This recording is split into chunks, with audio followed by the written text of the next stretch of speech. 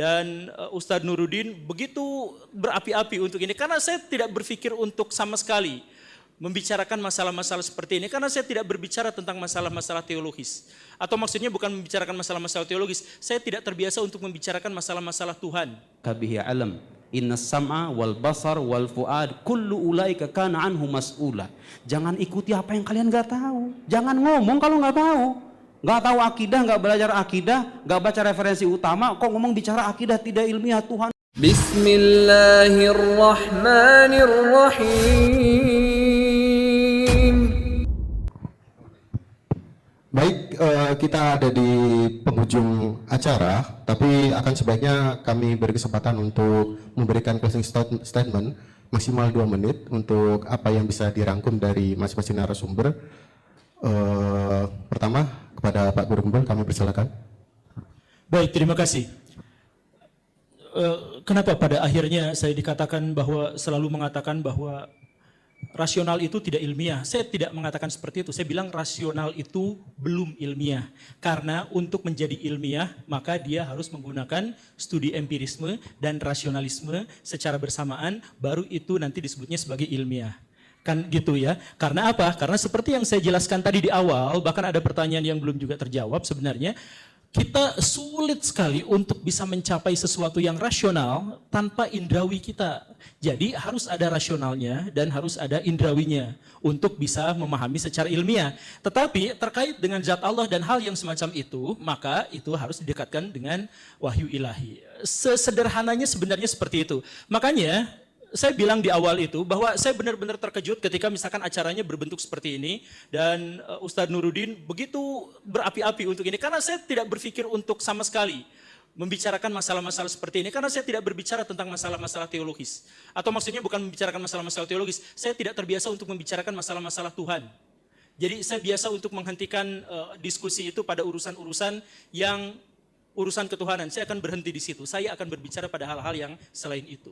Nah, jadi kalau misalkan tadi ada begitu banyak pertanyaan tentang saya dan kemudian ada yang meragukan tentang saya dan sebagainya, oke, saya terima itu. Tapi satu hal yang ingin saya tekankan adalah bahwa saya ingin sekuat-kuatnya mensucikan Allah Subhanahu wa taala dari berbagai upaya penalaran manusia yang sangat terbatas dan sangat tidak absolut itu untuk bisa memahamkan pada sesuatu yang sangat absolut.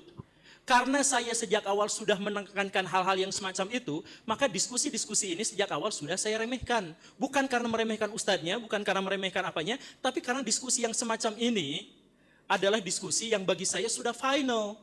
Dan tadi saya juga menekankan dan saya tadi mengkonfirmasi apakah kita sepakat dalam hal ini, apakah kita sepakat dalam hal ini. Pada akhirnya kita tidak sepakat pada hal-hal yang detail, pada masalah-masalah diksi, pada masalah kata-kata. Tapi bahwa masalah menjangkau Allah Subhanahu wa taala itu adalah dengan misalkan ya, dengan pendekatan wahyu dan sebagainya, dan kita tidak cukup hanya selesai dengan pembuktian indrawi saja atau pembuktian rasional saja, kan kita sudah sepakati bersama atas hal itu. Jadi saya selalu menekankan pada kita semua, ayo kita misalkan berpikir hal-hal yang sangat rasional, hal-hal yang sangat empiris, hal-hal yang sangat ilmiah, tapi itu semua terkait pada hal-hal yang bersifat duniawi. Dan pada hal-hal yang bersifat akhirat, atau misalkan Allah Subhanahu wa taala, saya berhenti pada iman saja. Saya pikir pernyataan itu tuh terlalu mudah dipahami, saya pikirnya. Jadi saya nggak usah berpikir tentang begini dan begitu. Saya yakin pernyataan saya itu adalah pernyataan yang mudah untuk dipahami bersama. Makanya ada dialog yang seperti ini dengan yang sebesar ini, saya benar-benar, sejak awal saya katakan benar-benar heran. Sekali lagi, kalau misalkan saya mengatakan bahwa pembuktian rasional saja itu tidak mungkin mendekatkan diri kepada Allah Subhanahu wa taala, dan pendekatan empiris saja tidak bisa juga seperti itu, karena pendekatan ilmiah tidak bisa. Bahkan ketika mereka digabungkan keduanya pun, mereka tidak bisa mendekati Allah Subhanahu wa taala. Begitu kan? Terima kasih. Tepuk tangan dulu, Guru Gembul. Selanjutnya pada Pak Nuruddin, 3 menit kami persilakan. Bentar, saya lagi mencari, nanti cari di medsosnya saya atau Pak Guru Gembul ya. Beliau itu meremehkan tema diskusi ini. Tapi Bapak tahu nggak, yang nantangin duluan tuh beliau loh. Anda tahu itu kan? Oh, semuanya tahu, saksi semuanya.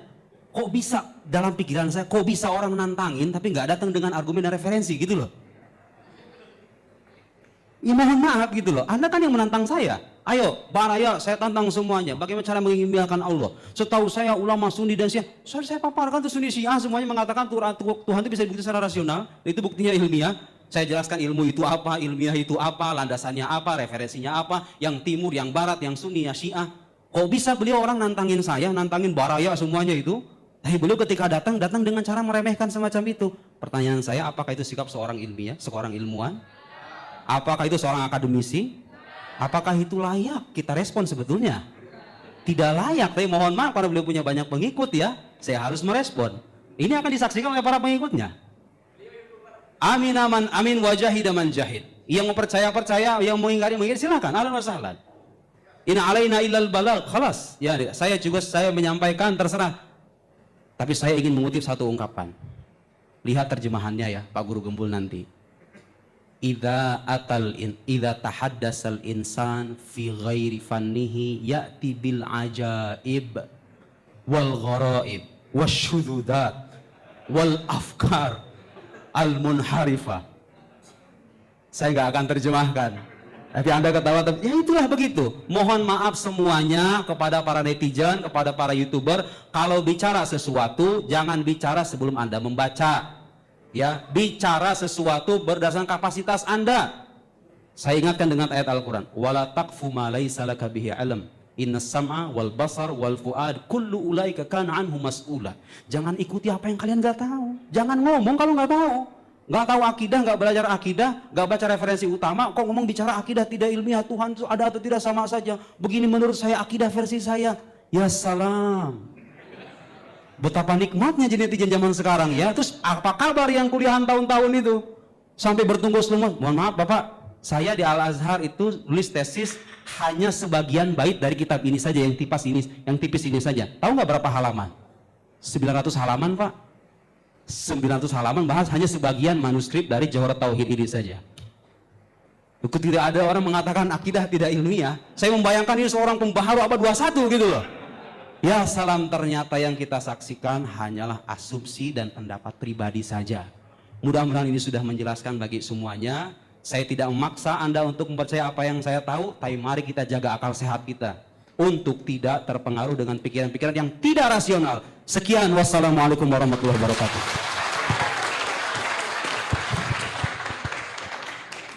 Baik, terima kasih.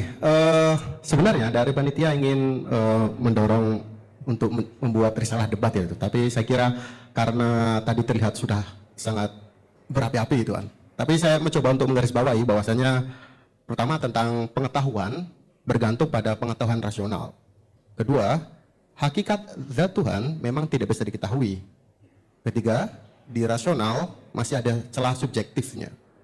Kemudian pembuktian adanya Tuhan bisa dieksplor melalui filosofis. Mengenali sifat-sifat Tuhan berdasarkan pada kemampuan masing-masing. Ilmiah tidak bisa menjangkau yang hakikat, tanda tanya ini. Dan terakhir, konteks ilmiah sepatutnya memang harus ada rujukan. Itu saja.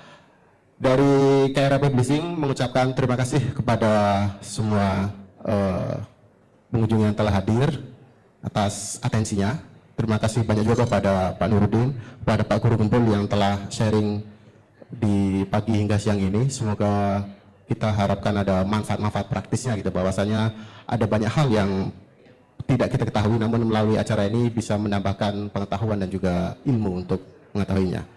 Itu saja kami harapkan. Mohon maaf juga kami akhiri. Assalamualaikum warahmatullahi wabarakatuh.